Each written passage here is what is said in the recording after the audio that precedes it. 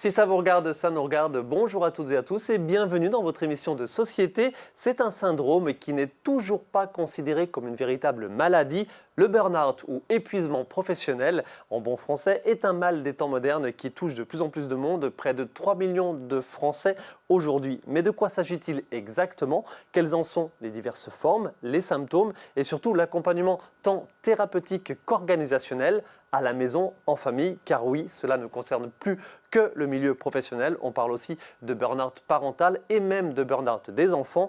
Avec nous sur le plateau pour détailler tout cela dans une moindre mesure, tellement le sujet est vaste, Catherine Spitz, bonjour.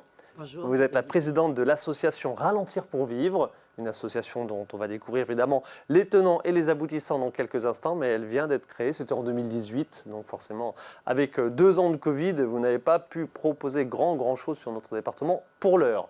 Angélique Laumont, bonjour. Bonjour. Vous êtes coach en organisation.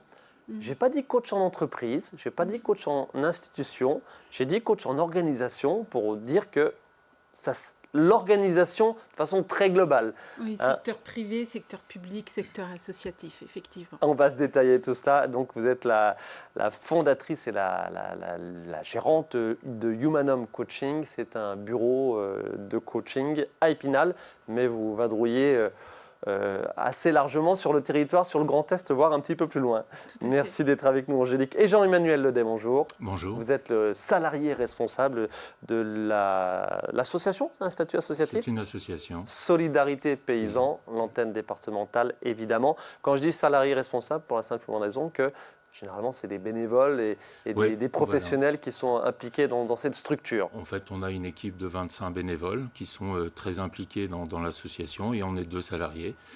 Et donc, nous, on a une fonction de défense et d'accompagnement d'agriculteurs en difficulté qui nous font appel. Alors, c'est vrai que quand on dit burn-out, on ne pense pas spécialement aux paysans, parce que j'ai envie de dire, hélas, alors je n'ai pas les chiffres, les statistiques, mais on entend des suicides très clairement, évidemment, dans le monde rural. On est au-delà presque du burn-out en ce qui concerne évidemment la ruralité et les agriculteurs. Nous aurons également le plaisir d'avoir quelques extraits d'interviews d'une psychiatre, à savoir Armande Coeffic, qui était psychiatre à Besançon et avec laquelle vous travaillez, Catherine Spitz. Catherine Spitz, vous avez créé l'association Ralentir pour vivre parce que, tout simplement, vous avez été évidemment vous-même victime d'un burn-out. Vous êtes aujourd'hui jeune retraité, on va dire. Donc, c'était il y a quelques années, mais voilà, c'était difficile comme période. Vous étiez dans des multinationales. Hein. Oui. Ce que je tiens à dire, c'est que quand ça m'est arrivé, c'était fin 2004, début 2005. La première chose, quand le médecin généraliste, qui m'a d'ailleurs fort étonnée, m'a dit « Vous êtes en burn-out ». Je l'ai regardé et je me suis dit « C'est quoi cette bête ?» Il y a 17 ans en arrière, on n'en parlait quasi pas. C'était le début, tout début. Voilà. Et j'ai tapé sur Internet, parce qu'on avait déjà Internet quand même à 17 ans. Et j'ai lu quelque chose qui m'a révoltée sur le moment, la maladie des gens qui ne savent pas dire non. Maladie psychique. Donc en fait, apparemment, j'avais une maladie psychique parce que je ne savais pas dire non. Ma première réaction a été une grande colère. Grande colère parce que dans la multinationale dans laquelle j'étais, quand on disait non, la porte s'ouvrait en un clin d'œil comme un courant d'air. Hein. C'est-à-dire qu'on sortait aussitôt. Dire non n'était même pas envisageable. C'était pas entendable. Donc, de ce fait, je me suis documentée, j'ai fait des recherches, j'ai travaillé à l'époque déjà avec la psychiatre que j'avais qui me suivait parce que apparemment j'avais un problème à ce niveau-là. Et donc, j'ai travaillé sur le sujet, je me suis occupée de personnes parce que j'étais déjà coach à l'époque. J'étais ingénieure en informatique et j'étais aussi coach. Vous étiez dans une position de cadre. Oui. Évidemment. Et donc, j'ai suivi des gens, je me suis passionnée. Et de cette colère, j'en ai fait calmement un combat. Un combat en créant cette association en 2018 avec l'aide de psychiatres, de médecins, de gens qui étaient vraiment au clair et qui pouvaient mettre, je dirais, en mots ce que moi, j'avais vécu vraiment. Combien de temps ça a duré, entre le moment où vous avez entendu pour la première fois le mot burn-out et le moment où vous en êtes sorti relativement indemne, où vous vous êtes dit ça y est, je suis passé à autre chose? Ça a mis combien de temps? C'est long. Long. Long. Je dirais qu'il y a plusieurs étapes. La première étape, c'est déjà, quand on parle du burn-out, il faut déjà parler du déni qui entoure le burn-out. C'est-à-dire que ce déni fait que, sur le moment, vous ne prenez pas les choses pour vous. Donc vous pensez non, les gens ne m'ont pas mis trop sous pression, mais c'est moi qui n'ai pas su gérer. Donc vous êtes dans une situation de porte-à-faux au départ. Et puis ensuite, quand vous clarifiez, effectivement, à la longue, en sortir demande, alors on va peut-être rentrer dans le vif du sujet, mais ce que défend l'association, c'est justement que ce n'est pas une maladie de l'individu, mais que c'est une pathologie de société. Pour quelle raison? Sauf que, on va le découvrir au fil de cette émission, on a le sentiment d'être encore sur une maladie des syndromes individuels. C'est ça.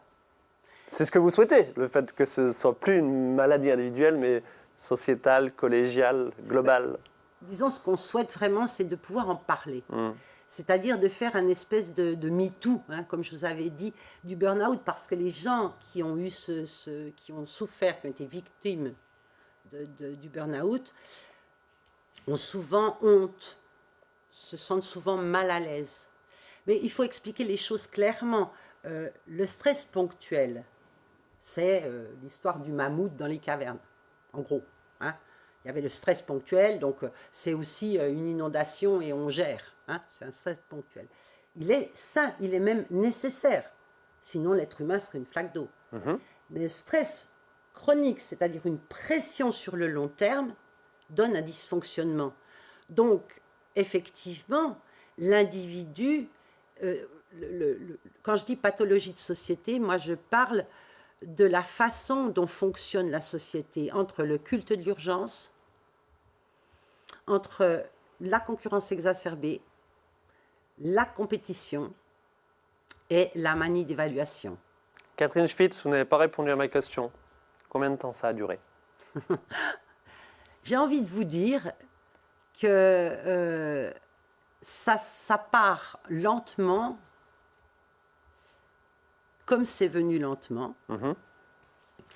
Et j'ai envie de vous dire qu'il n'y a pas un moment où je peux dire j'en suis sortie, dans le sens qu'on est toujours dans cette société. Donc moi maintenant j'ai des outils pour ne plus me laisser piéger en quelque sorte. Mais je trouve difficile de dire, voilà, un peu comme une grippe, voilà, je l'ai eu tel jour et 8 jours après, je ne l'ai plus. D'accord. Je pense qu'on est toujours baigné dans une société qui nous l'implique, qui nous l'induit. Angélique Lemont, quelle première lecture vous avez de ce témoignage de Catherine Spitz? C'était il y a quelques années. Elle vient de nous dire, elle est peut-être encore dedans. Enfin, peut-être, elle est... De façon même certaine, encore un petit peu dedans, avec des conséquences, puisque la société et l'organisation du travail en entreprise, en organisation, n'a pas beaucoup évolué, même si on sent que les choses s'améliorent un petit peu. Est-ce que c'est le cas, vraiment? Alors, pour rebondir sur ce qu'elle disait, Madame Spitz, c'est que souvent les gens viennent en séance de coaching, ou viennent me voir, je dirais, par leur employeur ou elles-mêmes, parce qu'elles sont souvent dans le déni ou elles ne savent pas ce qui leur arrive. Le burn-out, c'est un peu un syndrome de l'épuisement professionnel. Mais cet épuisement professionnel, il y a différents facteurs de risque. Ça peut être des émotions, comme elle a dit, de la honte, de la perte de confiance, de l'anxiété, de manière répétitive et chronique. Donc la personne peut arriver avec un épuisement émotionnel. Elle peut arriver aussi avec un épuisement, on appelle ça cognitif. Ça veut dire du trouble de la concentration, elle n'arrive plus à prendre des décisions, elle procrastine tout le temps, elle a peur de prendre des décisions. Donc, une fuite. Voilà, et puis... Elle a des absences. J'ai eu le cas d'une cliente qui avait des absences. Elle dit, en voiture, par exemple, j'ai des absences et je vois que je ne suis plus moi-même. Donc, on a un épuisement émotionnel. En dehors de la sphère professionnelle, Oui, donc. parce que ça continue. Et c'est, comme dit madame, c'est chronique. Donc, c'est un stress chronique de manière, une pression constante. Et on n'arrive plus à s'en extraire. Donc, on a l'émotion qui est importante, l'épuisement émotionnel, l'épuisement cognitif. On a l'épuisement aussi physique. Ça veut dire, par exemple, les troubles du sommeil. La personne, elle est vidée, elle se sent impuissante. Donc, tous ces facteurs-là font qu'elle arrive en séance, elle dit, aidez-moi à prendre de la hauteur. Voire aussi, elles ont aussi, ce qui arrive, c'est aussi une sorte de déshumanisation, de cynisme. Cynisme vis-à-vis des clients, cynisme vis-à-vis des usagers. On a vu dans les hôpitaux au moment du Covid, on demande aux gens d'être compassionnels, d'être empathiques, d'être altruistes en tant que soignants, mais il y a une forme de fatigue compassionnelle. Au bout d'un moment, ça suffit, quoi. Même la souffrance des patients n'est plus écoutée par quelqu'un qui subit un burn-out. Donc, le burn-out, la personne, elle vient avec tous ses symptômes. Elle est dans le déni ou dans la honte, je vous rejoins, c'est qu'elle ne vient pas « je suis en burn-out ». C'est « j'ai perdu confiance en moi, aidez-moi à prendre du recul, prendre de la hauteur ». Et donc, moi, quand je les accompagne, je les accompagne au niveau individuel. C'est aussi de mettre des mots, comme vous disiez, sur ce qui leur arrive. Et donc, je leur offre un espace de parole, de liberté de parole, de catharsis, où elle vide tout ce qu'elle a envie de vider. En plus, je suis tenue à la confidentialité des éléments, donc elle peut me dire que tel supérieur hiérarchique, ça ne va pas, tel client, ça ne va pas, voilà. Donc, elle vide tout ce qui est là. Ce qu'il faut savoir aussi, c'est que les personnes qui sont en situation de burn-out, en grande majorité des cas, enfin mes clients en tout cas, ce sont des personnes très consciencieuses, perfectionnistes, qui ont un peu le syndrome de la bonne élève, qui parfois ne savent pas dire non à leur hiérarchie ou à leurs clients. Ce sont des clients qui ont parfois des auto-injonctions. Donc parfois, elles peuvent se mettre une pression, c'est « je dois », il est impératif que je sois excellente lors de la réunion. Il faut absolument que ma prise de parole, elle soit perfectionniste. Donc, ce sont des personnes individuellement, je dirais, ont une conception, ont des valeurs professionnelles très très fortes. Ce qui fait que parfois, quand elles sont en séance de coaching, individuellement, je leur dis, mais qu'est-ce qui fait que vous êtes en épuisement professionnel et votre collègue de bureau, tout va bien, alors que la pression organisationnelle, peut-être pression managériale de l'entreprise, de la collectivité, de l'association ou des hôpitaux, elle va bien. On a vu au moment du Covid, par exemple, je donne un exemple, où les hôpitaux, les soignants étaient sous pression, avec beaucoup de patients. On demandait effectivement beaucoup d'entrées et tout ça. Et les soignants des établissements privés n'avaient pas, je dirais, la même pression. Je dis les cliniques. Donc, on a des situations parfois organisationnelles ubuesques où on a demandé aux hôpitaux de s'occuper des patients Covid, mais aux cliniques, alors c'est sûr que les soignants du public et du privé ne comprennent pas à un moment donné des décisions qui sont paradoxales, qui sont contradictoires, faites par notre société. Donc, voilà. Autre exemple que j'ai en tête, que vous m'aviez évoqué en préparant cette émission, c'est tout simplement par rapport au Covid, parce que voilà, c'est sûr que le Covid a fait du mal par rapport sur ce thème-là, évidemment. La différence entre un cadre qui est à la maison confortablement installé, voilà, sur sa terrasse, et puis un cadre jeune peut-être, à qui on demande plus ou moins la même chose, mais lui, il est enfermé dans un 2 pièces, quoi. C'est l'appréciation qui est diamétralement opposée, quoi, la façon de vivre la chose. Oui, j'ai le cas, par exemple, d'une collaboratrice lors de la période du Covid. Bon, c'est vrai que toutes les organisations privées, publiques, on a été tous désorganisés, pris de cours, on nous a demandé de rentrer chez nous, voire après, on nous a demandé de télétravailler ou de travailler à distance. Pour certains, on a mis en place du management à distance. Sans se préoccuper, on a eu des effets d'annonce sur « mettez en place le télétravail ». Donc, on met en place le télétravail pour l'ensemble des collaborateurs. Le cadre, lui, qui avait un espace de bureau chez lui, des conditions de travail favorables avec, je dirais, accès à Internet, il a pu mettre en place le télétravail facilement. Alors que le collaborateur qui, lui, s'est retrouvé dans sa cuisine, en zone blanche, il y a eu une fracture sociale, mais il y a une fracture professionnelle et une fracture numérique. Et donc, pour revenir au burn-out, certaines personnes se sont épuisées à se dire « mais j'arrive pas à ouvrir le PDF, j'arrive pas à aller à la réunion en webinaire, en visioconférence, je n'arrive pas ». Et donc, la désorganisation, je dirais, sociétale des entreprises face au Covid a créé effectivement ces situations de burn-out, d'épuisement. Angélique Laumon, on en est sorti ou pas, tout rapidement? Non, on n'en est pas sorti parce que le télétravail continue. Pour certains, c'est une chance. Pour d'autres, c'est pas forcément une super chance. Il y a un retour au travail qui est compliqué aussi au regard de mes clients pour ceux qui ont été malheureusement étiquetés comorbidité, obèses, étiquetés aussi salariés fragiles à qui on leur a dit attention, vous rentrez chez vous, absence autorisée.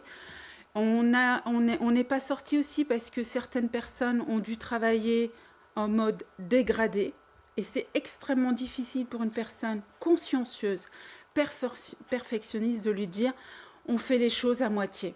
Je vous donne un exemple au niveau managérial par exemple, demander la continuité de service ou d'activité avec plus de 50% d'absentéisme. Oui, c'est aberrant, on met les gens dans une double contrainte. Continuer, mais accepter qu'on arrête.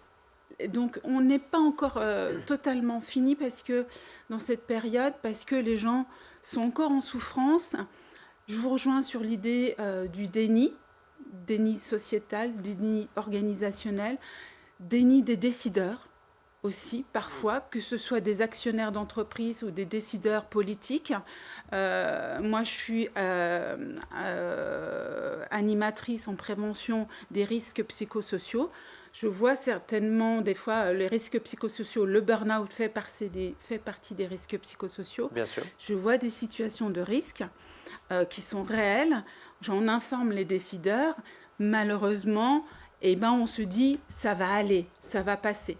Jusqu'au jour où une personne peut faire un malaise dans les escaliers, ou tout simplement, il arrive une chose, et on le voit avec la reprise économique, c'est une désobéissance professionnelle. Ça veut dire que les jeunes générations sont moins obéissants à l'aberration, je dirais, de l'organisation. Donc, il y a beaucoup de turnover, il y a beaucoup de démissions, il y a des gens qui disent « Ok, moi, je fais le minimum syndical et je suis chez moi au télétravail et autres. » Donc, c'est une forme aussi de burn-out, mais je vais arrêter de m'épuiser. À l'inverse. À l'inverse. Et donc, ça crée des relations, des tensions, excusez-moi, ça crée des tensions relationnelles aussi, parce qu'il y a une coupure des liens sociaux en entreprise, en collectivité, en association, et ça crée aussi des tensions relationnelles intergénérationnelles. Jean-Emmanuel Ledet, je vous voyais acquiescer dans ce que nous a décrit Angélique Laumon, alors en plus dans une entreprise cadre, une administration, une institution, une collectivité territoriale, on arrive facilement à se projeter. Ça touche évidemment des gens de terrain comme des agriculteurs. J'ai précisé tout à l'heure que je n'avais pas de chiffres, vous en avez quelques-uns j'imagine en tête. Oui, on a quelques chiffres en tête et surtout, effectivement, j'acquiesçais parce que dans ce qui est dit là, moi, en tant que témoin, l'association est témoin de difficultés chez les agriculteurs. Moi, je vais parler que de ça parce que c'est le sujet que je maîtrise. C'est un focus très précis sur une profession qui est d'importance, évidemment, sur notre département. Nous restons un territoire rural avec énormément d'agriculteurs, soit gérants, soit salariés. Oui. Et effectivement, ce déni, le déni dont vous parliez, on le rencontre fréquemment, d'autant que le mal-être, ce stress quotidien, c'est quelque chose qui s'installe progressivement. En fait, les gens s'installent, ils deviennent agriculteurs avec souvent beaucoup d'enthousiasme, souvent beaucoup de passion. Et peu à peu, les difficultés s'installent et le rapport s'inverse, c'est-à-dire entre ce qui donne du plaisir dans le métier et ce qui génère du stress, de l'angoisse, etc. Et ce qui génère du stress devient prédominant. Et ça s'inscrit dans une forme un peu de normalité. Et alors c'est pour ça que le message de l'association, effectivement, il faut en parler parce que association Ralentir pour vivre. J'ai failli intituler cette émission comme cela, Ralentir pour vivre, parce que j'ai envie de dire tout est dit. Hein. Oui, d'une façon très globale. C'est quand même important de dire, voilà, si je vais au boulot, si je vais traire les vaches le matin, ou si je vais sur mon tracteur, ou si je vais voir mes cultures et qu'en fait je traîne des pieds, je procrastine, hein, comme vous l'avez dit tout à l'heure, hein, je remets à la demi-heure ou à 1 heure ou à la journée d'après. Et tout ça, c'est des symptômes qu'il faut prendre en compte et il faut savoir réagir. Donc l'association pour laquelle je travaille, donc Solidarité Paysan Lorraine, propose, c'est à la fois l'écoute, hein, vous en avez parlé, c'est vraiment important. Alors, il y a l'expression déballer son sac, oui, mais c'est pas seulement le déballer, c'est aussi réapprendre à l'organiser, à savoir faire le discernement entre ce qui est important, ce qui est accessoire, ce qui est vraiment vital, ce qui correspond à mes motivations initiales, où est-ce que je vais les retrouver dans ce sac que je déballe, voilà, mais me reconnecter en fait avec les motivations initiales. Est-ce que le monde de l'agriculture est vraiment un monde à part, puisque la plupart des agriculteurs sont leurs propres patrons? On a tous en tête, quand on n'est pas de l'agriculture, voilà, il n'y a pas d'horaire, chacun gère leur temps comme ils veulent. Mais en fait, c'est 1000 fois pire que ça, parce que c'est un temps qui est imposé par les fournisseurs, par les clients, par la météo. Oui, par l'administration, par le banquier, enfin voilà, il y a plein de... Mais comme beaucoup d'entrepreneurs, il y a certaines caractéristiques vraiment spécifiques au monde agricole qui est notamment le lien, la transmission du patrimoine d'une génération à l'autre, qui peut rajouter une forme de pression. Et ça, c'est quelque chose qui a été bien décrit dans la littérature. Vous avez parlé du caractère aléatoire. Oui, ça, c'est vraiment l'aléatoire sur la météo. Alors, vous aviez parlé du Covid. Moi, je pense que les modifications du climat participent aussi à une forme d'angoisse latente, hein, parce qu'on se dit à une perte de repères, en fait. Hein, voilà, avant, on faisait les foins entre telle et telle date. Aujourd'hui, il va falloir s'adapter surtout. Hein. On savait qu'il fallait s'adapter sur les prix, mais on sait qu'il va falloir s'adapter aussi sur la météo. La prégnance en termes de chiffres de cette problématique, alors peut-être pas sur notre département, en Lorraine, puisque vous avez une action au niveau Lorraine. Oui. Il y a... on considère qu'il y a un quart... environ, c'est le ratio un quart des exploitations agricoles qui ne vont pas bien, qui travaillent. Ce qu'on entend souvent, c'est je travaille et je ne gagne pas ma vie, je travaille, je ne peux pas mettre ma famille à l'abri. Sur notre département, c'est quelques 2000 exploitations agricoles. Oui. Donc un quart, ça fait pas mal. Oui, c'est quand même impactant. Il y a, là je rejoins ce que Madame disait tout à l'heure, c'est-à-dire qu'il y a des raisons individuelles, en fait, cette sensibilité au mal-être, mais il y a aussi des raisons qui sont plus sociétales ou vraiment de corporation. Ce qui a amené beaucoup à parler du mal-être en agriculture sont le taux de suicide. Bien sûr. À partir du moment où on a commencé à le regarder, c'est ça qui a fait un petit peu bouger les lignes, sachant que le suicide c'est vraiment la part immergée de l'iceberg de ce mal-être général. Mais effectivement, il y a une... Et la finalité est excessivement dramatique, évidemment, de cette problématique. Dramatique, irréversible. Il y a le pourcentage, un chiffre? Il y a 20% de surmortalité chez les agriculteurs et on arrive à 50%. exemple chez des éleveurs laitiers où il y a une contrainte de travail qui est quotidienne, etc. Voilà, c'est important et il faut le prendre en compte. Allez, merci beaucoup pour ce tour de table un peu précis, évidemment, selon vos domaines d'activité. Je vous propose d'écouter la psychiatre Armande Coeffic qui nous explicite, j'ai envie de dire, la difficulté de ce burn-out dans le sens où ce n'est pas vraiment une maladie mentale, ce n'est pas non plus vraiment une maladie physique, physiologique, classique. C'est un petit mélange des deux qui complique forcément l'approche de ces syndromes, puisqu'on parle du syndrome de burn-out. Ça n'est reconnu comme un signe de souffrance et donc reconnu par la sécurité sociale dans les arrêts de travail que récemment. Mais on ne peut pas vraiment utiliser le terme de maladie. Tout à l'heure, vous dites plutôt qu'il s'agirait de symptômes psychiques, de symptômes physiques, c'est-à-dire de signes, mais pas une véritable maladie. C'est-à-dire, et en tout cas pas une dépression nerveuse, par exemple, pas une maladie dépressive, pas comme beaucoup de gens disent, bipolarité, choses comme ça. Non, rien de tout cela. Seulement un syndrome, c'est-à-dire un ensemble de symptômes qui montrent qu'il y a un épuisement physique, émotionnel et psychique. Catherine Spitz, donc on vient d'entendre Armande Coeffic, avec laquelle vous travaillez au sein de l'association Ralentir pour vivre. L'identification précise du syndrome médical, de l'aspect médical de cette maladie est encore très difficile. Et c'est tout le problème autour de l'identification de ces syndromes, de la prise en charge de cette problématique. Moi, je dirais que déjà, il faut arrêter l'idée de dire c'est une dépression. Parce que souvent, c'est mal repéré et on met ça dans le sac dépression. Ce qu'il faut surtout voir, c'est qu'il y a une rupture avec l'état antérieur, qui sont en lien quelquefois avec les conditions de travail ou les conditions d'activité. Ça peut être des activités de vie sociale, ça peut être qui sont un petit peu, qui ont un peu envahi la sphère privée. Il y a un sentiment de fatigue intense, un épuisement, une sensation d'être vidé, c'est ce que vous disiez, je suis tout à fait d'accord. Alors ça, voilà. Et c'est une fatigue même après une période de repos. Souvent, des gens rentrent de vacances, au bout d'une semaine, ça y est, ils sont déjà...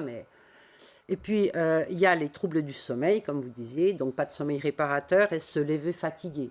Et puis, nous, on a eu dans les témoignages des gens qui ont dit un matin, ils n'ont pas pu se lever.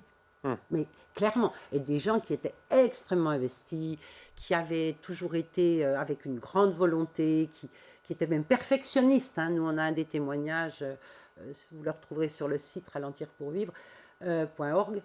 Il y a Corinne, oui, je pense vous faites bien, il n'y a pas de souci. Parce que Corinne explique qu'elle était très investie dans son travail et ça a été dramatique pour elle. Un matin, elle n'a pas pu se lever. C'est, paraît-il, très violent. Oui.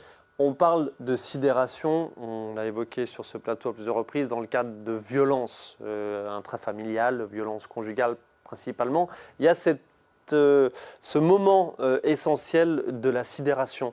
On parle aussi de sidération quand on parle d'épuisement professionnel. C'est ce moment où il ne se passe plus rien, on n'est plus capable de faire quoi que ce soit. On réfléchit plus ou moins bien, très mal, mais physiquement, il ne se passe plus rien. Non, il ne se passe plus rien. Ensuite, il y a effectivement tous les troubles dont vous avez parlé, qui sont les troubles de l'attention, de la concentration, des fonctions, on va dire, primaires. Moi, j'ai des personnes qui témoignent, qui disent, mais nous, on n'arrivait même plus à se faire à manger. On ne savait plus, on ne savait plus, vous voyez, en parlant un langage différent. Puis ensuite, il y a tout ce qui est comme... je dirais comme changement de comportement qui va aussi dans l'agressivité. C'est pour ça que nous, en tant qu'association, c'est extrêmement important de faire parler, d'en faire parler, de faire que les gens en parlent. Pourquoi ? Parce que quelqu'un dans une même famille pourra mieux comprendre ce qui arrive. Et souvent, dans les familles, c'est dramatique parce que ça arrive et ça crée des divorces, je dirais presque... virtuel, dans le sens, c'est pas réellement un divorce, mais la personne est devenue, comme vous disiez, tellement différente. Étrangère, déshumanisation et autres, que l'autre ne la reconnaît plus, et c'est très grave. À mon sens, ce qui est très grave, c'est effectivement de vouloir couvrir un peu Bon, je ne veux pas dire, mais je suis franc-comtoise à la base, donc planquer la merde au chat, c'est ça. Ça Et puis existe partout. Voilà, et puis de dire, oh ben non, c'est bon, on va pouvoir arrondir les angles. Non, il y a un problème réel, grave. Angélique Lomont, comment les organisations, on parle des entreprises comme des associations, comme des collectivités territoriales, les institutions, l'administration, etc., comment elles appréhendent cette problématique aujourd'hui? Est-ce que vous nous avez en partie répondu tout à l'heure, la problématique demeure? Pourquoi? Est-ce qu'on a encore une omerta? Ça, c'est un terme qui vous est cher, Catherine Spitz. Il y a encore une omerta institutionnelle, organisationnelle sur ce terme d'épuisement professionnel? Oui, parce que en fin de compte, c'est mettre la lumière sur un dysfonctionnement organisationnel. Donc, c'est compliqué pour des managers, des décideurs, des dirigeants de se dire j'ai pu mettre en difficulté un de mes collaborateurs et donc qu'est-ce que je peux faire? Donc, Est-ce que tout le monde parvienne à se l'avouer? Non. Alors, il y a du déni, de la dénégation, on ferme les yeux, on ne veut pas voir. Souvent, moi, l'entrée en séance de coaching, c'est la personne qui vient elle-même en séance de coaching ou demande un coaching parce qu'elle a la perte de repères organisationnelle, managériale, même individuelle. Et donc, l'espace de parole qu'elle a lui permet à un moment donné de prendre de la hauteur sur la situation qu'elle est en train de vivre.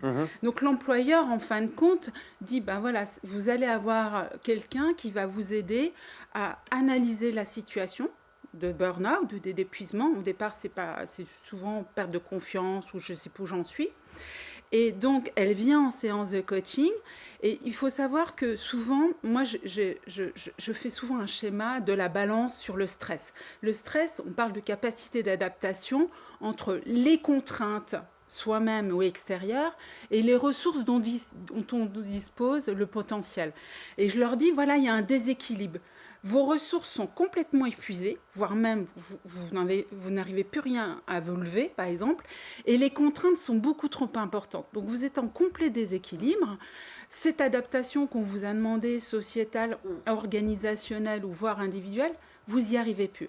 Donc déjà, mettre des mots, analyser. Ce que vous appelez le recadrage, c'est ça? Alors non, c'est pas du recadrage. Hop, je ferme la parenthèse, pardon, on y reviendra. Mais excusez, c'est pas du recadrage, c'est à un moment donné, c'est pris de la hauteur et de voir aussi, essayer avec la personne déjà de prendre conscience, de mettre des mots, d'accepter qu'elle a pu à un moment donné être épuisée, parce que souvent il y a un problème d'acceptation, et de voir aussi son pouvoir d'agir.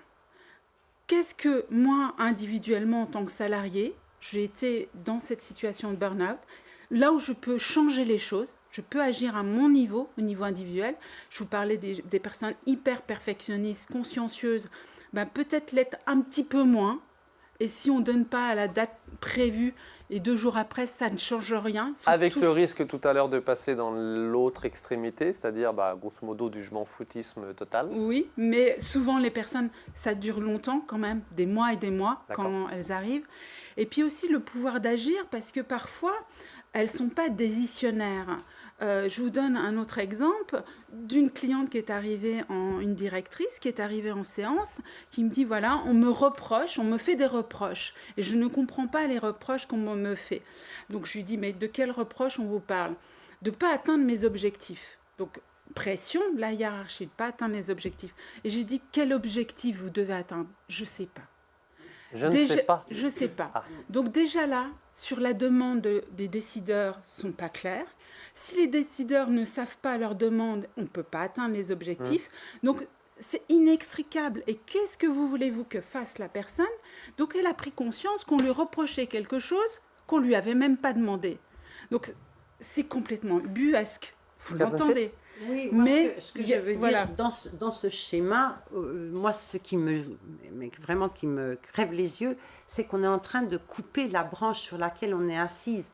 Parce que, à force de mettre la pression au point de vue organisationnel, au point de vue compétition, concurrence exacerbée, évaluation aussi, ça fait j'ai beaucoup de témoignages de gens qui disent que l'évaluation, ça les empêche de dormir. Pendant une semaine, ils ne mangent plus. Et j'en passe, c'est des meilleurs. Donc, je pense que là, la société dans laquelle on est...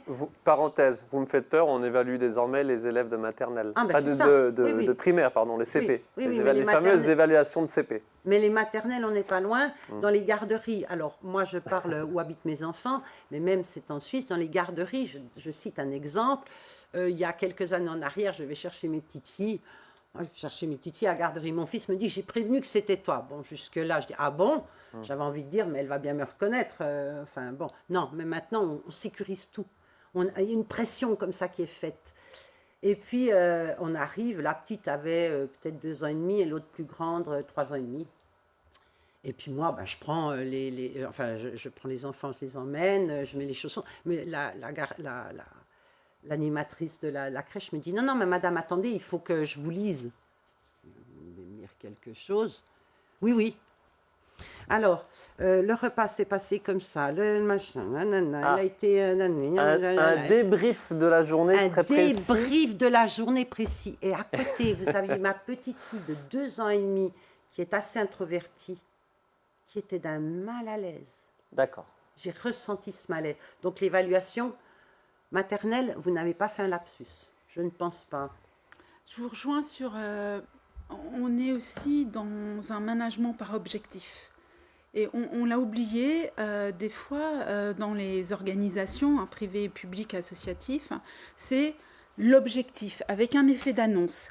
Mais on n'a pas pensé à tout le cheminement. Ça veut dire, on va mettre tout le monde au télétravail. L'objectif, c'est le télétravail. Mais quels sont les moyens organisationnels, structurels, humains, les ressources dont on dispose, le matériel. Et donc, ce qu'il y a, c'est que l'idée d'urgence, où on va évaluer comment ça se fait que votre collaborateur, lui, il sait mettre en place, je dirais, le télétravail, et le même collaborateur dans le même service ne sait pas mettre. Eh bien, il y a des fractures numériques, il y a des compétences à prendre en compte, il y a des formations. Et des fois, on compare ce qui n'est pas comparable. Moi, je suis désolée de comparer des enfants en maternelle ou en primaire. Ils ont tous leur personnalité, on est tous individuels et différents. Enfin, individuels. On est tous différents les uns les autres. Et parfois, la difficulté, c'est qu'à vouloir trop de management ou d'objectifs ou d'adaptation, eh ben, on n'analyse pas les moyens pour y en arriver, le processus qu'il faut mettre en place. Et ça aussi, c'est important de prendre en compte parce que des fois, il y a des gens qui ont des capacités d'adaptation très rapides. Les jeunes générations, vous leur mettez un ordinateur, un iPhone et tout, ils vous mettent toutes les applications possibles. Les générations un peu plus âgées, eh ben, c'est compliqué de mettre en place, par exemple, l'application de visioconférence, Zoom ou Teams ou Skype. Et donc, on crée du stress énorme à cette personne. Et avant, elle était au travail, donc elle se levait, elle allait voir son collègue et disait « Tiens, je ne sais pas mettre en place Zoom ou Skype ». Là, elle se retrouve toute seule chez elle, et il y a une forme d'individualisation qui fait que la personne souffre elle-même chez elle, elle ne sait pas ce qui lui arrive. Et donc, avoir des espaces de parole, des associations, les agriculteurs, quand on voit tout ce qui est numérisé aujourd'hui, avec des chiffrages, des statistiques et tout, il y a certaines personnes qui sont complètement dépassées par ça. Jean-Emmanuel Ledet, oui, qu'est-ce qui fait écho en vous à l'annonce que vient d'être dit ? Quand on se retrouve en dehors du champ de compétences qu'on maîtrise vraiment, et l'informatique c'est vraiment le cas, l'exemple parfait. L'autre idée, c'est cette absence de vision globale. On parlait, voilà, c'est vrai, un agriculteur, il est chef chez lui, il est patron, il est son propre patron, mais comme vous l'avez dit tout à l'heure, il reçoit des injonctions. Ça peut être des conseils aussi, et des conseils qui partent de bonnes intentions. Fais donc un peu plus de ça, ou mets un peu plus de ci, etc. Mais on rentre pas dans une analyse globale de la situation. C'est-à-dire que faire 50 ou 80 000 litres de lait en plus, bah oui, peut-être techniquement c'est possible, mais voilà, il n'y a que 24 heures dans la journée, il n'y a que 2 bras par bonhomme.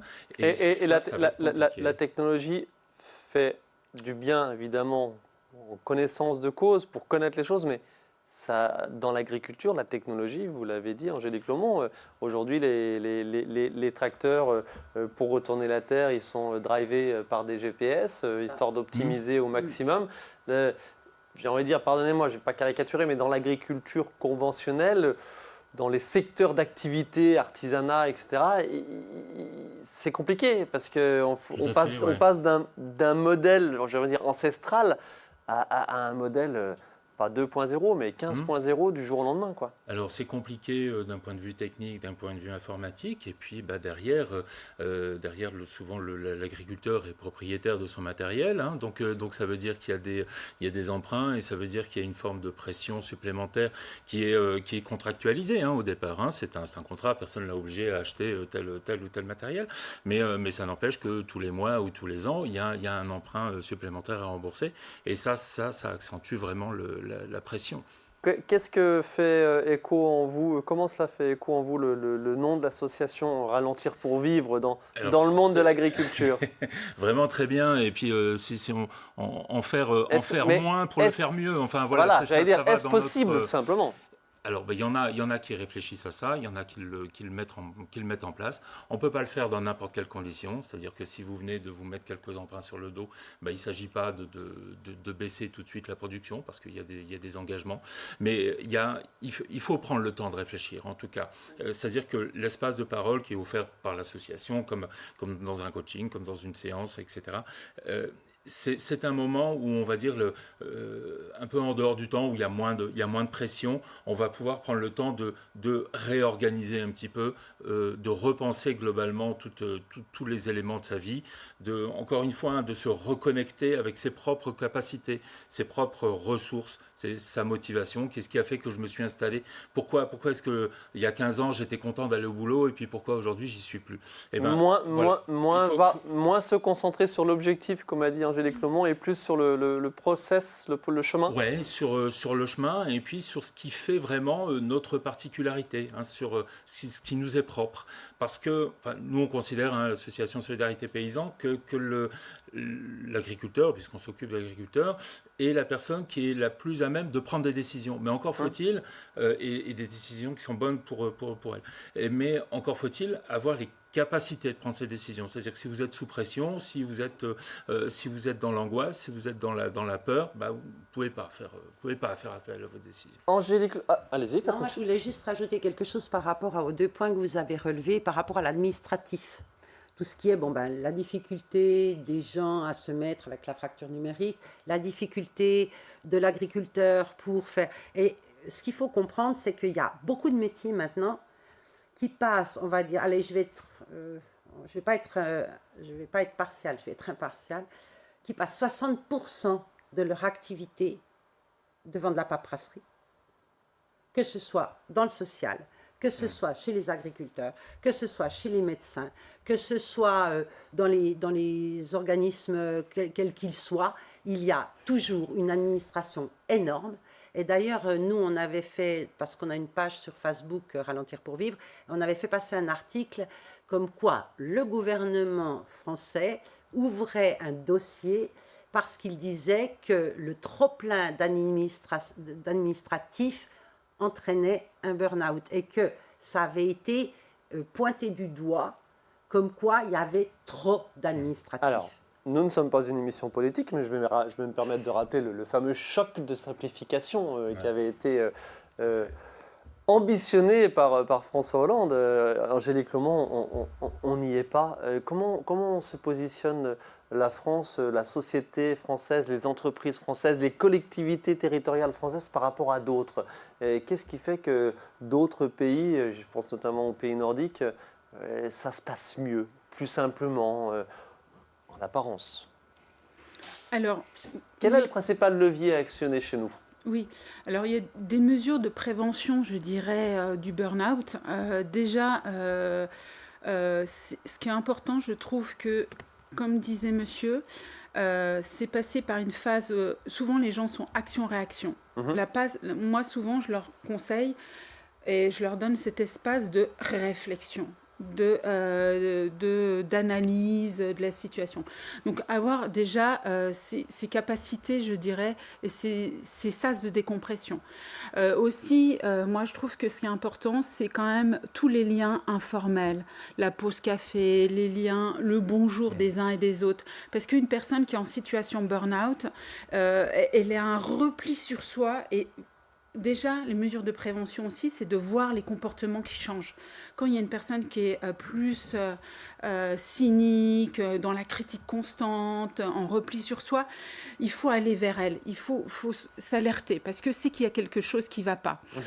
Il faut savoir aussi écouter. Moi, je suis encore surprise qu'aujourd'hui, les entretiens annuels d'évaluation sont obligatoires depuis plusieurs années dans les entreprises et les collectivités territoriales et associations, organisations. Je suis encore surprise qu'aujourd'hui, on ne fait pas d'entretien annuel. Donc, le collaborateur, il n'a jamais ce temps avec son supérieur hiérarchique. Appelez-vous de vos voeux alors des choses un peu plus contrôlées, un peu plus imposées par les pouvoirs publics, par les décideurs politiques ? Non, parce que là, c'est dans la sphère, je dirais, privée. Même les décideurs des collectivités territoriales, je ne sais pas si il y a possibilité. Normalement, dans certaines administrations, c'est tous les 2 ans.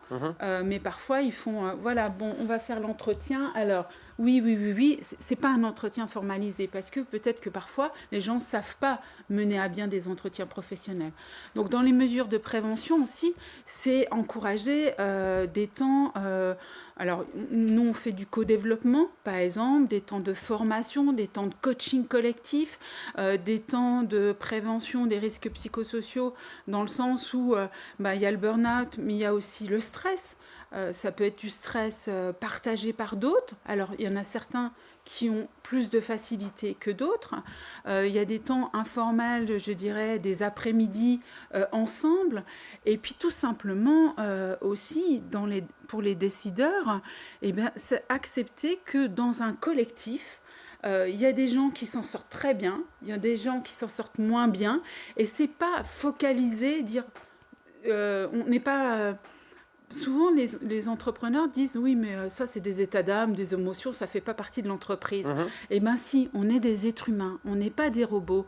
Et donc, les êtres humains, c'est des gens qui réfléchissent, qui agissent et qui ont des émotions. Qui interagissent. Et qui interagissent.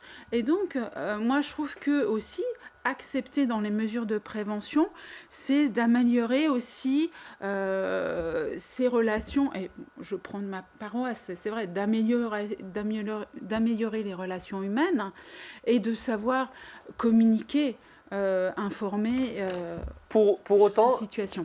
Question toute rapide, réponse toute rapide. Toutes les personnes victimes de burn-out, on n'a pas parlé de la victimisation aussi, il y aurait aussi beaucoup de choses à dire à ce niveau-là, ne font pas appel à des coachs en entreprise, des coachs en organisation. On a l'aspect thérapeutique très rapidement. Oui, tant mieux. Parce Pardon, que, question caricaturale. Quand est-ce que vous êtes remboursé par la Sécu ? Je ne laisserai pas. Je pense pas. Et les psys viennent seulement de l'être pour quelques heures. Mais tant mieux, parce que face à une situation de burn-out, par exemple, la personne doit être en rupture complète par rapport à la situation qu'elle vit. Donc il faut un temps d'arrêt, je pense. Voilà, alors et après, la personne vient vers moi pour retrouver des conditions favorables par elle-même. C'est important. Moi, quand elle vient, elle est peut-être à la limite du burn-out. Et donc, elle n'est pas tout à fait en arrêt. Donc, il y a 2 situations. Oui. Catherine Schmitz, et ça sera les dernières minutes de cette émission déjà. Oui, alors, ce qui est important, c'est vrai qu'il faut dire, c'est que quand les personnes sont comme ça, vu qu'elles ont aussi des difficultés à sortir du déni, c'est clair que quand elles sont vraiment en burn-out, l'important, c'est déjà qu'elles consultent un médecin en premier. Et puis passer par l'arrêt de travail. Question de poser tout. Ça, c'est sûr. Ensuite de ça, effectivement, consulter un spécialiste qui a plus le temps pour l'écoute, parce que le généraliste va peut-être pas avoir le temps qu'il faut. Et puis ensuite, nous, on parle, après de sortie du déni, des thérapies relaxantes qui sont essentielles, d'accord ? Ensuite de ça... Qu'est-ce que vous entendez par thérapie relaxante ? Ça peut être n'importe quoi. Sophrologie, yoga, toutes les... Reiki, enfin... J'entends bien-être, tapez bien-être sur Internet, Vosges, vous Oui, allez avoir une kyrielle. Hein, Il y a de quoi faire. Voilà, promenade dans la nature, reconnexion avec le rythme et les choses comme ça. Et puis, ce qui serait comme message à passer aux autorités, c'est qu'effectivement, où on pourrait changer quelque chose, c'est qu'au lieu que ce soit une maladie reconnue de l'individu, or que nous, on est vraiment absolument à l'opposé de cette vision. Ce qui n'est pas vraiment encore le cas. Non, mais enfin pour dire, on ferait mieux de rentrer en matière sur une maladie professionnelle qui remettrait en cause l'organisation, puisque à ce moment-là, les entreprises devraient répondre de la chose. Sauf qu'on a bien compris que là, on rentre sur la sphère privée Voilà. de l'entreprise, quoi, de la structure. Et puis si c'est ce on va clore ou bien Oui. voilà. Moi je veux dire quelque chose simplement comme dernier message parce que ça je voulais le dire. Je représente cette association et j'ai le cœur de la représenter. Nous on veut que la parole s'ouvre, qu'on en parle, qu'on arrête cette omerta, qu'on arrête d'en avoir honte, vraiment qu'on en parle. Et pour ça je dirais juste une citation. Voyage au bout de la nuit, 1932, de Louis-Ferdinand Destouches, dit Céline. Il n'y a de terrible en nous et sur la terre et dans le ciel peut-être que ce qui n'a pas encore été dit. On ne sera tranquille que lorsque tout aura été dit, une bonne fois pour toutes, alors enfin, on fera silence et on n'aura plus peur de se taire. On vivra donc en paix. Oh, ben, je crois que c'est la plus belle conclusion de cette émission qu'on ait faite. Merci beaucoup, Catherine Spitz. Il y aurait encore eu beaucoup à dire, pardonnez-moi, sur ce phénomène qui est l'intitulé de l'émission, c'est surmenage et burn-out.